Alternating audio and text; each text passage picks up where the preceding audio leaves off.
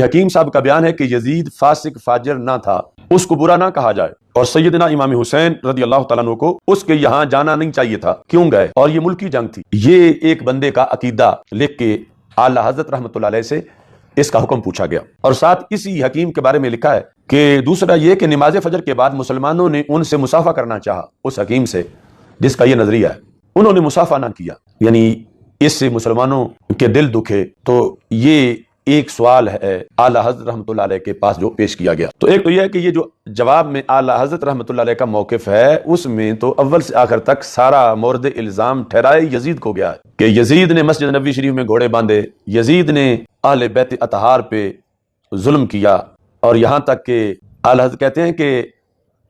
مدینہ طیبہ کی پاک دامن پارسائیں 3 شبانہ روز اپنے خبیث لشکر پر حلال کر دیں،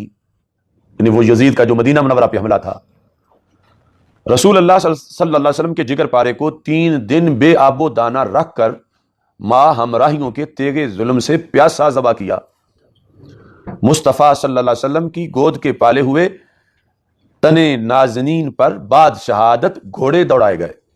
یعنی سیدنا امام حسین رضی اللہ تعالی عنہ کے تمام استخوان مبارک چور ہو گئے۔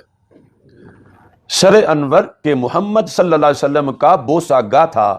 کاٹ کر نیزہ پر چڑھایا اور منزلوں پھرایا، یعنی یہ مظالم بیان کیے، اور ان میں یعنی ہر چیز کی جو تفصیلی نسبت ہے وہ ساری یزید کی طرف کی، اور پھر کہا کہ پھر اس خبیث کے دربار میں خواتین اہل بیت کو لایا گیا۔ تو یہاں یہ جو اس کا سوال ہے اس کے اندر کیا کیا باتیں کی گئیں؟ ان باتوں میں ایک یہ ہے کہ یہ ملکی جنگ تھی، ملکی جنگ تھی، یعنی یہ کوئی جہاد فی سبیل اللہ نہیں تھا، یہ کوئی دین کی حفاظت نہیں تھی۔ اس قائل کے باوجود یہ ایک ملکی جنگ تھی، اور ساتھ جو ہے وہ آگے یہ کہ وہ بندہ لوگوں سے مصافحہ بھی نہیں کرتا۔ تو اعلیٰ حضرت رحمۃ اللہ علیہ نے اس کا ذکر کر کے جس وقت بات کی کہ یہ جو سوال میں ذکر کیا گیا کہ یزید فاسق و فاجر نہیں ہے اور امام حسین رضی اللہ تعالیٰ عنہ کو جانا نہیں چاہیے تھا، تو اعلیٰ کہتے ہیں کہ شک نہیں کہ اس کا قائل ناسبی مردود اور اہل سنت کا عدو و عنود ہے، ایسے گمراہ بد دین سے مسئلہ مصافحہ کی شکایت بے سود ہے۔ یعنی تم یہ روتے ہو کہ اس نے مسلمانوں کا دل دکھایا کہ سلام نہیں لیا، تو اعلیٰ حضرت کہتے ہیں جس نے اللہ کے رسول علیہ السلام کا دل دکھایا ہو اس پر یہ توقع کیسے کی جا سکتی ہے کہ وہ مسلمانوں کا نہیں دکھائے گا؟ یعنی اس نے اللہ تعالیٰ کے رسول صلی اللہ علیہ وسلم کا دل دکھایا، اس حکیم نے جس کے بارے میں مسئلہ پوچھا گیا، اور اس نے سیدہ فاطمہ الزہرا رضی اللہ تعالی عنہا کا دل دکھایا، اور اس نے حضرت مولا علی رضی اللہ تعالی عنہ کا دل دکھایا ہے۔ اب یہ الفاظ جو اعلیٰ حضرت رحمۃ اللہ علیہ نے یہاں استعمال کیے کہ اس حکیم نے کہا ہے کہ یہ ایک ملکی جنگ تھی، اور ان لفظوں کو یعنی امام حسین رضی اللہ تعالی عنہ کو اور کوئی اس نے سری گالی نہیں دی، یعنی یہ کہا کہ وہ فاسق و فاجر نہیں تھا یزید اور انہیں جانا نہیں چاہیے تھا، اور یہ ایک ملکی جنگ تھی۔ تو اعلیٰ حضرت کہتے ہیں کہ ایسے گمراہ بد دین سے مسئلہ مصافحہ کی شکایت بے سود ہے۔ وہ کون؟ حکیم جو تھا جس کا عقیدہ سوال میں مذکور ہے، کہ اس سے تم یہ شکایت کر رہے ہو کہ مصافحہ نہیں کرتا، اس کی غایت اسی قدر یعنی مصافحہ نہ کرنا، یہی ہو سکتا ہے نا زیادہ سے زیادہ۔ یہ غلطی کیا ہے کہ اس نے قول صحیح کا خلاف کیا۔ قول صحیح ہے کہ مصافحہ کرنا چاہیے، اور بلا وجہ شرعی دستکشی کر کے یعنی اپنا ہاتھ پیچھے کھینچ کے سلام نہ لے کے ایک مسلمان کا دل دکھایا، زیادہ سے زیادہ یہی ہوا ہے۔ مگر وہ تو ان کلمات ملعونہ سے،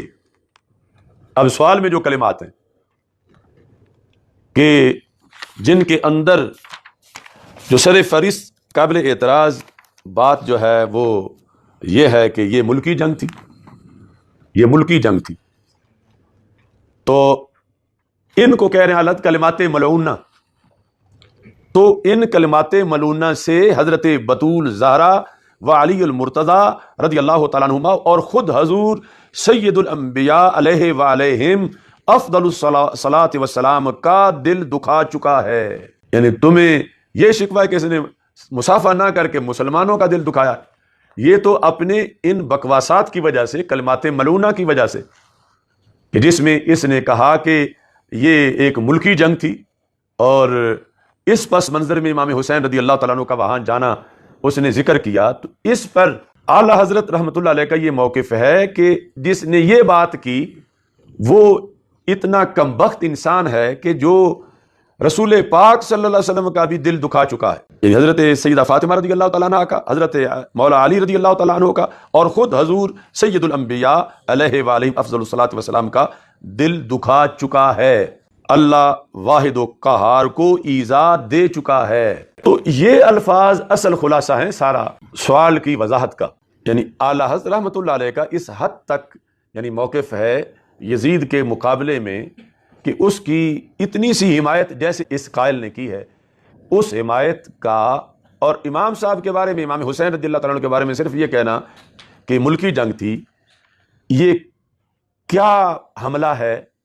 کہ اتنا بڑا کہ اس سے حضرت فاطمہ رضی اللہ تعالیٰ عنہ کا دل دکھایا گیا ہے، حضرت مولا علی رضی اللہ تعالیٰ عنہ کا دل دکھایا گیا ہے، خود رسول پاک صلی اللہ علیہ وسلم کا دل دکھایا گیا ہے، بلکہ اللہ تک مسئلہ پہنچا ہے کہ اللہ تعالیٰ کو ایذا دی گئی ہے۔